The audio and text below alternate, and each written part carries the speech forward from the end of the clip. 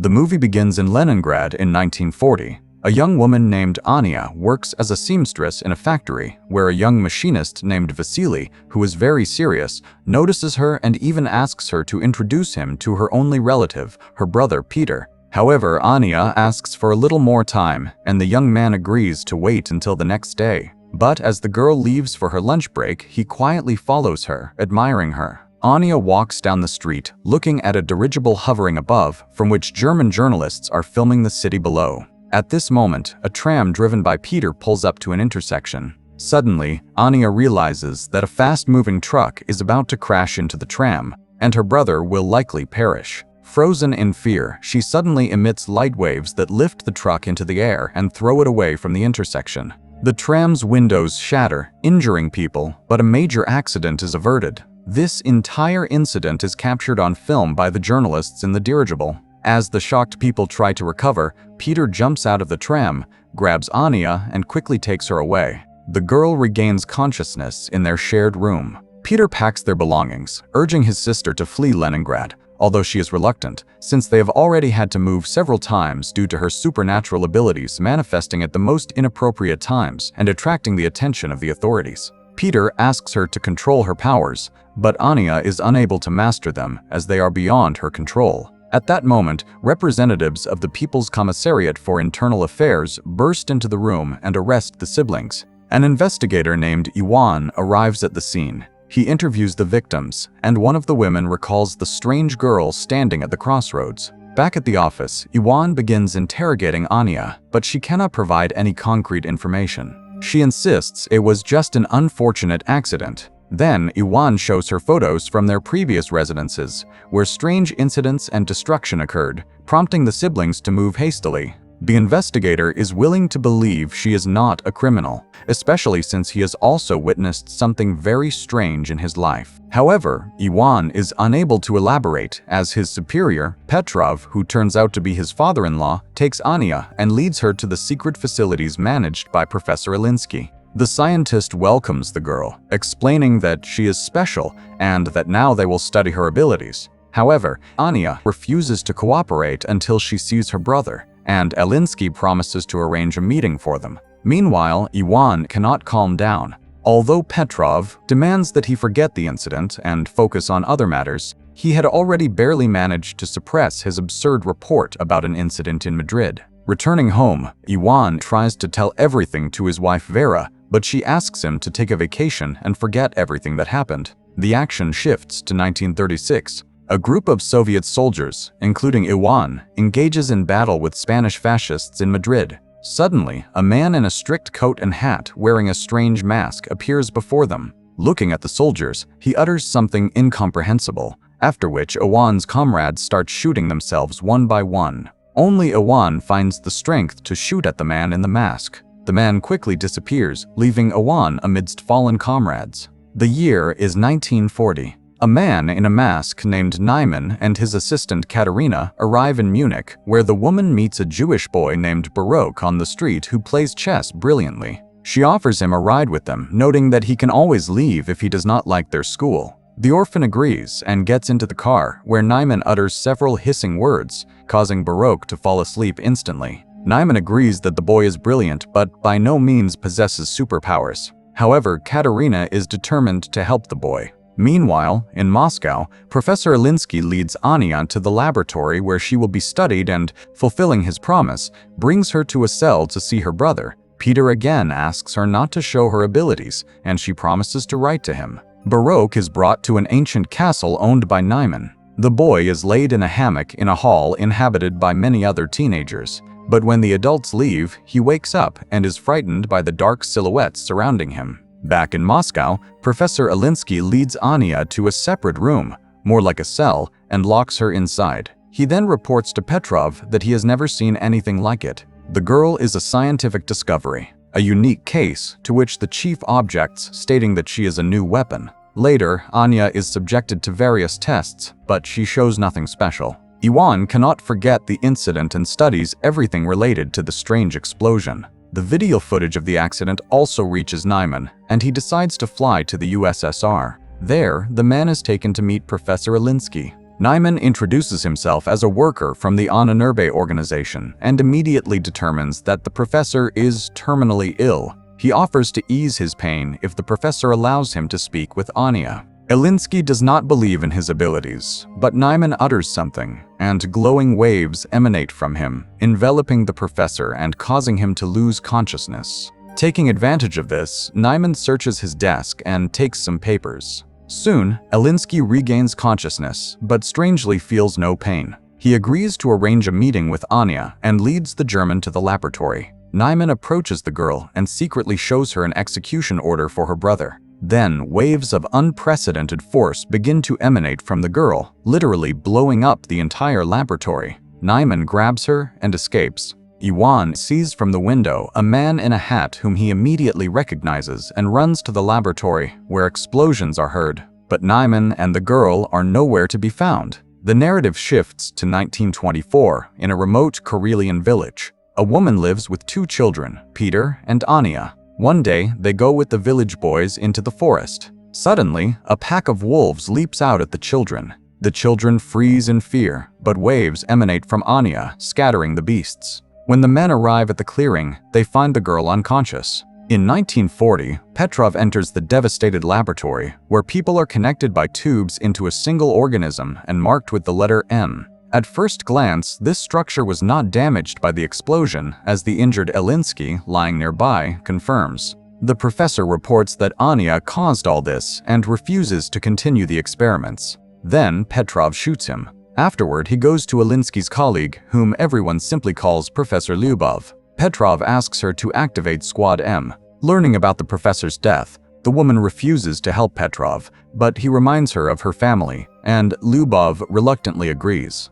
On the train, a customs officer searches Nyman's compartment and finds an iron sarcophagus with Anya inside. Unsure of what to do, he goes for help. Meanwhile, Anya envisions her own funeral following the incident with the wolves. Frightened, she comes to, and Nyman informs her that he is saving her. Anya tries to run, but the customs officers who decided to detain the strange German stop her. However, he utters something, and the military personnel bring their pistols to their own heads. Nyman and Anya leave. At the same time, in Moscow, Petrov reports to his colleagues that a member of the Ahnenerbe organization has stolen a valuable exhibit from the USSR, the girl Anya. A squad has already been formed to pursue the German and will depart in a matter of days. Learning of this, Iwan requests to be included, but Petrov, feeling sorry for his daughter, refuses to do so. Nyman leads Anya to a spot where Katerina's car is waiting, and she drives the pair to the castle. It is apparent that the woman does not like Nyman's new toy, but he immediately says that Anya is just like him.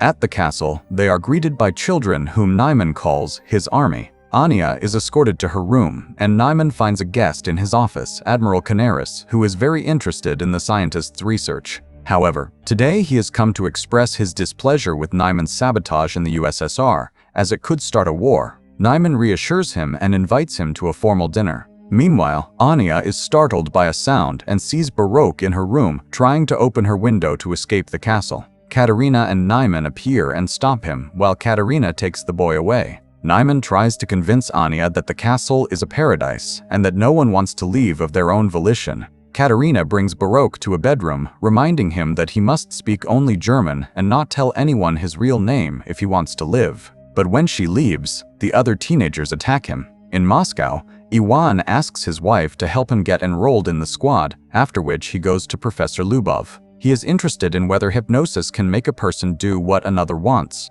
The professor asks him not to travel to Germany, but he is determined to find the man in the mask. In the castle, Anya finds Baroque hanging. The boy tries to explain that the others hate him and beat him, so he wants to run away. Anya admits that it was the same for her until she became strong, and he can too. Later, they find Nyman in the park, who promises Anya that he will teach her to control her power. He explains that he inherited the castle from the person who adopted him, and now it serves as a refuge. He has set up Anya's room according to her taste and hopes she will like it here. Grateful Anya sits down at the sewing machine, unexpectedly remembering how the villagers burned their house, calling her a witch. Then her brother saved her, though their mother died in the fire. Back in Moscow, Petrov enrolls Iwan in the squad and asks the commander to ensure that he does not return to Leningrad. 1937. Returning from Madrid, Iwan writes in his report everything he witnessed, but Petrov does not believe him, noting that if the soldiers shot themselves, they could be declared deserters. Tired of trying to convince the young man, Petrov takes him to Professor Lubov. 1940. A special forces unit travels to Germany in a grain car. Iwan warns his comrades about Naiman's peculiarities, but they do not quite believe him. At the castle, the children undergo daily training, while Anya enjoys the long-forgotten peace. In the morning, Katerina brings her a box with a new dress sent by Naiman for her to wear at his birthday party. The girl goes out to the hall, where the children are preparing decorations for the evening, and then they head to training. Baroque is afraid of heights and falls from a rope ladder, but no one pities him. After that, it is time for shooting practice, but the boy throws his pistol down and runs to the local cemetery, where Naiman finds him. Baroque asks to be let go, but the scientist promises to teach him not to be afraid. Meanwhile, Squad M climbs out of the wagon, and Iwan remembers his training in 1936 before being sent to Madrid. His comrades had met him coldly because he was the boss's son-in-law, but Iwan earned respect through hard work and cleverness, and now he is on a special mission. Suddenly, they are hailed by an old man who turns out to be their liaison and must take them to the castle. At the same time, Petrov is informed that the squad has successfully crossed the border. Guests start arriving at the castle. Naiman welcomes Canaris and escorts him to the hall, where music plays and ladies and gentlemen drink and talk about the beautiful evening. Naiman himself is enchanted by Anya's beauty, and she gives him a hand-embroidered handkerchief she made for him. Later, guests deliver laudatory speeches in honor of the birthday boy, and he invites Anya to dance, to the envy of the present ladies. Canaris notices Katerina's displeasure, but the woman remains cold, rejecting his advances. She dislikes Canaris's interest in their wards, and he tells her that people are already coming for Anya from the USSR. Squad M reaches the forest house of their liaison, who supplies them with weapons and draws a path on a map. But then shots ring out. German soldiers have caught up with the saboteurs. A battle ensues, and the Russians win. Later, the commander finishes off the wounded enemies and, unexpectedly for Iwan, shoots the liaison, indicating that they have no orders to return. At the castle, Canaris agrees to play chess with Baroque, and the boy wins. The admiral admires his genius, but upon learning that the boy is Jewish, he pulls out a pistol. Anya sees the man aiming at the child, and her powers activate. Guests watch in horror as everything in the hall begins to rise into the air. The admiral himself is lifted up, but at that moment, Naiman grabs the girl by the shoulder. She faints, and Canaris falls to the floor. Everything stops immediately. People scream and scatter. The furious admiral orders all children to be destroyed within 3 days and departs. Naiman escorts Anya to her room and admires her because today she managed to stop. The girl does not understand why it is necessary to destroy the Jews, and Naiman reminds her that no one pitied them either, as they were not like everyone else. The man returns to his office, where Katerina awaits him, but he does not accept her attentions because he is seriously captivated by Anya and hopes to succeed with her. However, Katerina is saddened by this turn in their relationship and reminds him of Canaris's order, but Naiman intends to make a profitable deal. The action shifts to Naiman's childhood, when children laughed at him and drove him away. His parents were forced to put a mask with a digital lock on him so he could not harm anyone, and the boy suffered greatly from this. One day, his father complained to the landlord that his son was hindering his ability to fulfill his duties as a tenant. The man came to see the unusual child. They explained to him that Naiman scared all the guests and caused his father to lose a finger. The year is 1940. The morning after the dinner, Anya goes out to the hall, but the servants who witnessed yesterday's incident look at her warily. She then goes to the park, where she is met by an armed Katerina. Seeing the guards, Anya returns to the house. Later, Naiman conducts a meditation for the teenagers, asking Thor to give them strength. Anya sees this and asks for permission to start training. Naiman orders Katerina to stay at the castle and wait for guests, and he takes Anya away. Meanwhile, the squad continues to move through the forest. Soon, they find a rubber boat at the prearranged place. Naiman puts Anya on his personal plane and takes her to his parents' house. After landing, they walk across a bridge, and suddenly Naiman asks the girl to remember her brother. Her powers activate. Water rises up, carrying fish and creating a reverse waterfall. But then the man calls her name. Anya comes to her senses, and everything returns to normal. Now she can use her powers when she needs to. Soon, they enter an old house, and Nyman recalls how he was taken from his father's home. Lastly, his mother writes down the password to his mask on a piece of paper, and little Nyman leaves their lives forever. In the present, he tells Anya that his father was a harsh and cruel man, often beating him and his mother, so he promised himself that his child would never be unhappy. He remembers how his patron removed his mask and wanted to throw it away, but Nyman did not allow it. The man informed him that he would now take care of him, but he must trust him. Soon, they arrived at the castle, where the patron confessed that every person has the right to be happy, and the boy lived for the first time like a normal child. But a year later, war came. His patron went away on business, and their home turned into a hospital. Nyman helped as best he could. Once, he had to assist in the amputation of a leg. The soldier was in great pain, and then Nyman activated his powers and relieved the poor man of his suffering during the operation. Later, he confessed to one of the nurses that he loved her. The adult woman laughed at the boy but said she loved him too. One day, he caught his nurse with one of the recovering soldiers, and in a fit of rage, he made the soldier kill himself with a hammer. They caught him, gagged him, tied him up, and took him away from the castle. In present, he tells Anya that his parents died, so he is happy to have found her. Anya lights candles in the fireplace using her new powers, which delights Nyman. They drink wine and then become close. That night, Anya dreams that Baroque dies and wakes up terrified. She asks Nyman to return to the castle. Meanwhile, the squad reaches the river. One of the soldiers is wounded and runs out of strength. He takes his own life so as not to be a burden to his comrades. Only 3 remain, but they still row toward the castle. And there, Katerina, who cannot sleep, reminisces about the past when she helped her mother, who worked in a psychiatric hospital.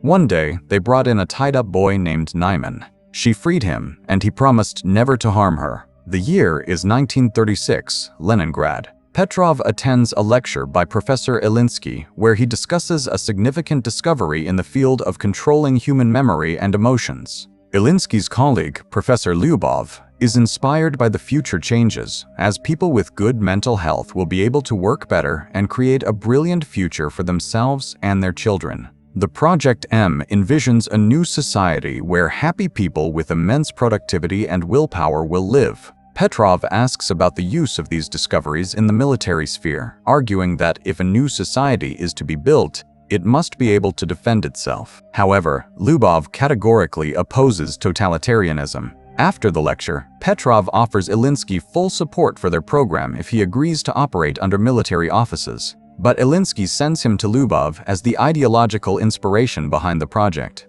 The woman flatly refuses to cooperate with the military. That same day, she is hit by a car in the street. Later, Petrov returns to Ilinsky, informing him of the unfortunate accident with his colleague, and Ilinsky reluctantly agrees to cooperate. Again, year 1940, Germany. The 3 remaining members of the squad reach the castle's territory. Surprised by the lack of security, they enter the premises. Petrov receives a summary of incidents in a specific area of Germany and realizes that everything is going according to plan. His boss is horrified, as his people have left a very noticeable trail that could easily lead to the USSR being accused of provocation. But Petrov assures him that everything was planned this way and that there will be no international conflict. At that moment, his daughter calls and he rushes home. The squad members reach the castle and, splitting up, begin to explore the premises. Meanwhile, Petrov finds Vera in a hysterical state. She is going mad with worry for her husband, and the father decides to take action.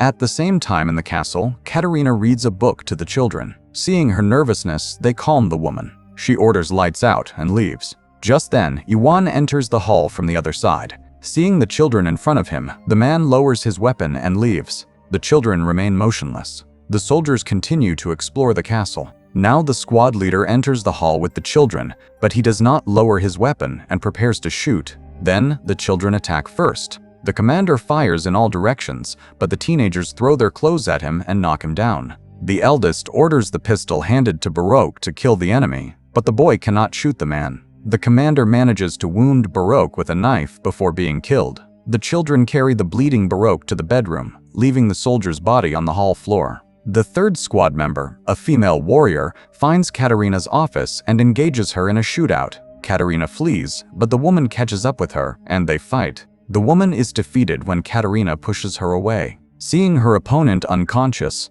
the German grabs a pistol, but does not manage to shoot because Iwan appears, threatening her with a pistol. The woman captures him. In Moscow, Petrov brings his daughter to Professor Lyubov and asks her to erase the girl's memory. Lyubov is outraged by this request, as love for a husband is the most precious thing in Vera's life. However, under military pressure, she agrees and performs the necessary manipulations. While Petrov's subordinates methodically clear their apartment of photographs and items belonging to Iwan, but one photograph falls under a chest of drawers, and the soldier does not notice it. After the procedure, the girl regains consciousness but does not remember her husband at all. At this time, the teenagers attack Iwan, not noticing Katerina, and wound him in the arm. The woman drives off the aggressive children and escorts the wounded man to Naiman's office, where she admits to Iwan that she recognized him because she had seen him in Madrid. He asks why her master kidnapped Anya. Could it be that he wants to use her in the war?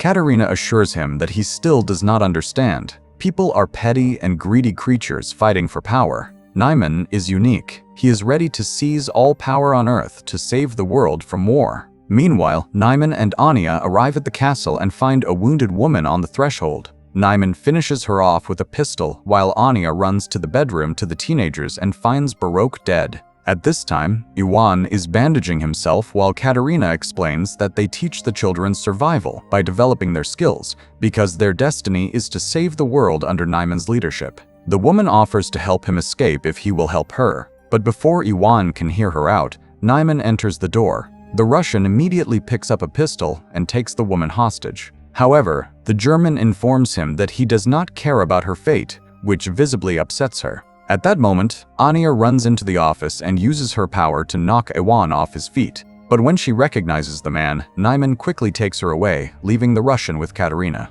In Moscow, Professor Lyubov mourns Ilinsky when Petrov brings her folders with the names of the condemned, whom she can save by including them in Squad M. She remembers how, after the accident, Ilinsky came to her in the hospital. The man was shocked to learn that she had been mutilated by the military, but he was frightened and could not refuse to cooperate. Now the woman is alone and forced to make difficult decisions. She takes out a vial of the M activator and recalls Iwan's story about the man in the mask after his return from Madrid. She worked with his memory, suggesting removing the traumatic memories of his comrades' deaths, but Iwan refused to erase his life. Now the young man is chained in a cell in the castle of the man in the mask. Later, Anya visits him, accusing him of killing Baroque. But the boy denies it and is not particularly interested in her fate. He only wants to destroy Naiman because all evil comes from him. He hypnotizes children, turning them into killers. Their conversation is interrupted by Naiman's appearance.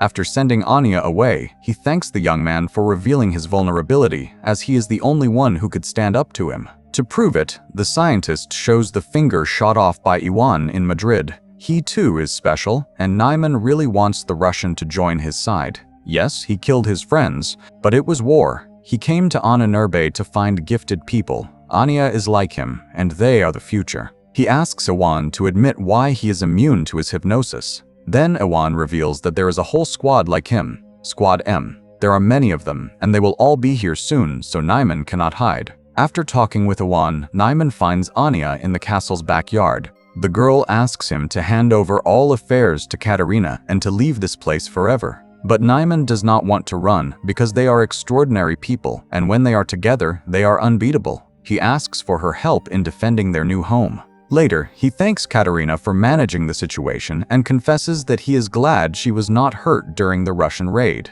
Meanwhile, Anya remembers how in Moscow she wrote letters to her brother while locked up in the laboratory. She used to give them to the professor, but she could not have imagined that he read her letters to Peter, who was undergoing mental processing as a participant in Squad M. At this time, she burns them in the backyard of the castle, hoping that life will give her a chance to start over. Later, the castle's inhabitants conduct a funeral rite for Baroque. The teenagers carry the boy's body to the seashore where the cemetery is located and burn it on a ritual pyre. Anya is shocked by the number of children's graves and realizes that Iwan was telling the truth. Katerina urges her to leave and save herself. Anya runs to Iwan's cell and asks him to tell her what he saw in Madrid that was so special. The boy talks about the death of his comrades in Naiman's chilling whisper, but the German does not know that he just had a misfire. He is not special and survived only because of the pistol's malfunction. If Nyman finds out, he will kill him immediately, and only Anya can stand up to him. Out of the darkness comes Katerina, who has heard everything.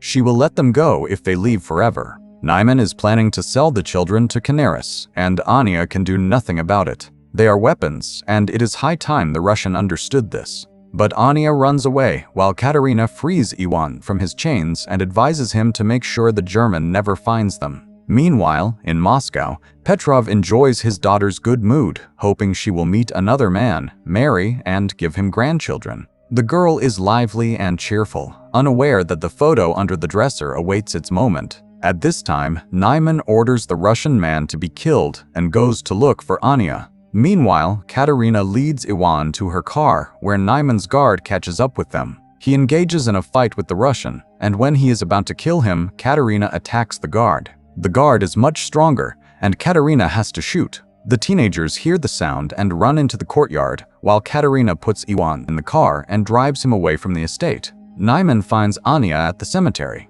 The girl asks him to let the children go, but he refuses. They are insignificant to him because he hopes to build a new world using their combined powers. Moreover, they will definitely have a son who will be the strongest and greatest on the planet. Hearing this, Anya wants to leave. Then Nyman sees Katerina's car and realizes what she is about to do. He puts on his quantum mask, which greatly amplifies the power of his voice, and begins to speak. Meanwhile, Iwan stands on the car step and aims an assault rifle at him. The mask works. Katerina's car loses control and crashes from a high cliff into the water, but Iwan manages to jump from the step and survives. Then members of the 2nd Squad M, who were heading to the castle covering the distracting maneuvers of the 1st Squad, open fire on Nyman. But the soldiers are programmed for total destruction, and one of them engages in a fight with Iwan, not realizing he is an ally. The young man has to kill the soldier. Nyman asks Anya to activate her power, and the girl begins to do so. When she recognizes one of the soldiers as her brother, Nyman is knocked down by her force. Rocks crash from the sky, and the girl runs to Peter, realizing that this time he is indeed dead. Anya's powers activate again when Nyman falls from Iwan's shot. The girl mourns her brother as teenagers appear on the road. Iwan grabs Anya and drags her away, while the children pick up Nyman's body and carry it into the castle.